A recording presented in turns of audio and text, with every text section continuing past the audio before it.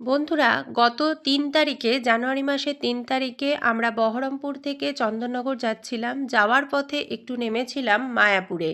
যেহেতু এবারে সৃজনের board exam, তাই বাইরে কোথাওই সেভাবে যেতে পারিনি। তাই ওদেরকে নিয়ে ভাবলাম একটু ছোট্টখাট্টো বেড়ানো হবে। আর যেহেতু বাড়ি যাচ্ছি, তাই পথের মাঝে মায়াপুরটা পড়ছে, চলো একটু ঘুরেই আসা যাক। চলে গিয়েছিলাম মায়াপুরে। তো মায়াপুরে গিয়ে এবারে আমার সবচেয়ে যেটা ভালো লেগেছে সেটা হচ্ছে রং বেরঙের ফুল। অসাধারণ অসাধারণ অসাধারণ, জাস্ট অসাধারণ। তাই তোমাদের সাথেও কিন্তু শেয়ার করলাম ওই ফুলগুলো। বিভিন্ন রঙের চন্দ্রমল্লিকা ফুলগুলোকে টবের মধ্যে এমনভাবে লাগানো আছে, মনে হচ্ছে যেন ফুলদানিতে কেউ ফুল তুলে সাজিয়ে রেখেছে। এত সুন্দর লাগছে। এমনিতেই মায়াপুর জায়গাটা খুবই সুন্দর। মানে যত টাইমে কাটাই না কেন, মনে হয় যেন এখানে আরও একটু সময় কাটাতে পারলে ভালো হতো।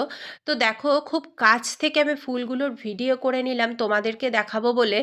বিভিন্ন কালার, প্রত্যেকটা কালার যেমন ইউনিক, তেমনি একদম ঝাঁক ঝাঁক ফুল ফুটেছে। বোঝাই যাচ্ছে না যে এগুলো গাছে ধরে আছে, মনে হচ্ছে যেন ফুলদানিতে কেউ এত এত ফুল তুলে নিয়ে এসে সাজিয়ে রেখেছে। মানে মন ভালো হয়ে যাবে। কারোর যদি মন খারাপও থাকে না, এই ফুলগুলো দেখলে তার মন ভালো হয়ে যাবে। আর ওই দিক থেকে দেখো, সৃজা তখন ছুটতে ছুটতে আসছে। সৃজার নাকি তখন গরম লেগে গেছে, তাই ও ওর হুডিটাকে খুলে ফেলেছে। আর আমি কিন্তু চারপাশের এই ফুল বাগানটাকে একদম মনোযোগ সহকারে দেখছিলাম আর তোমাদের সাথে শেয়ার করার জন্য ভিডিও করছিলাম। আর সৃজন আর সৃজনের বাবা ওইদিকে মনে হয় এটিএমে টাকা তুলতে গিয়েছিল। তো আমার তো ভীষণ ভালো লাগলো। আচ্ছা, মায়াপুরের এই ফুলগুলো তোমাদের কেমন লাগলো অবশ্যই কিন্তু একটু কমেন্টে জানিও। দেখো, প্রত্যেকটা ফুল কী না কালার আছে বলো তো। হলুদ, সাদা, লাল, মেরুন, পিঙ্ক, ভায়োলেট থেকে শুরু করে আবার ভিতরে দেখো যে গোল গোল করে ফুলগুলো সাজিয়ে রেখেছে, সেগুলো তো মানে এত সুন্দর লাগছে না, মনে হচ্ছে যে এখানেই সারাদিন বসে থাকি, এতটাই সুন্দর লাগছে।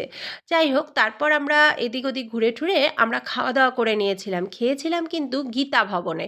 ওখানে মাত্র 70 টাকা দিয়ে কুপন কেটে এত সুন্দর প্রসাদের ব্যবস্থা, কি বলবো, একদম পেট ভরে নিরামিষ প্রসাদ। অসাধারণ, জাস্ট অসাধারণ। খুবই ভালো লেগেছিল কিন্তু মায়াপুরে এবারে প্রসাদটা, খুব সুন্দর প্রসাদ আমরা গ্রহণ করেছিলাম। এইটা কিন্তু গীতা ভবনের সামনেটা, দেখো গীতা ভবনের সামনেও কিন্তু কি সুন্দরভাবে ফুলগুলো লাগিয়েছে। একটা ধার দিয়ে পুরো সাদা চন্দ্রমল্লিকাতে পুরো ভর্তি, মানে দেওয়ালটা পুরো সাদা লাগছে, ফুলের ভেলভেট মনে হচ্ছে। আর একটা দিকে হলুদ চন্দ্রমল্লিকা আর তার সাথে হলুদ গাঁদা, একদিকে সাদা আর একদিকে হলুদ, অসাধারণ কম্বিনেশন। সত্যি মায়াপুরে গিয়ে কিন্তু এই সময় গেছি বলে এত সুন্দর ফুলগুলো দেখতে পেলাম, কারণ অন্যান্য টাইমে এত সুন্দর চন্দ্রমল্লিকা ফুল বা গাঁদা ফুল তো হয় না, তাই না? তার সাথে সাথে গীতা ভবনের বিল্ডিংটাও তোমাদের সাথে শেয়ার করলাম। এখানে কিন্তু থাকারও ব্যবস্থা আছে, আর কুপন কেটে প্রসাদ খাওয়ারও ব্যবস্থা আছে। তো দেখো, সৃজা ওর বাবার সাথে খেলা করছে, সৃজন কিন্তু ভিডিওটা করে দিচ্ছিল। আর আমি কিন্তু ওই বললাম না, এবারে মায়াপুরে গিয়ে সবচেয়ে বেশি যেটায় উপভোগ করেছি, যেটা আনন্দ করেছি, সেটা হচ্ছে এই ফুলের সৌন্দর্যটা। তার সাথে সাথে অবশ্যই প্রসাদ খুব সুন্দর ছিল। কেমন লাগলো জানি।